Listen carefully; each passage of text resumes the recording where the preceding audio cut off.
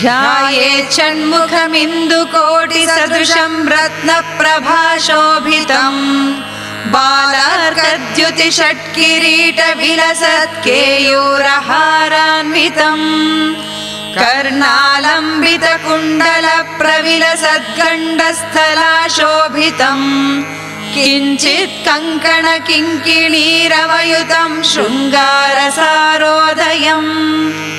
ध्यायेदीप्सितसिद्धिदं शिवसुतं श्रीद्वादशाक्षगुहं केटम् कुक्कुटमङ्कुशं च वरदं पाशं धनुश्चक्रकम् वज्रं शक्तिमसिं च शूलमभयं दोर्भिर्धृतं षण्मुखम् ध्यायेत् चित्रमयूरवाहनशुभं चित्राम्बरालङ्कृतम्।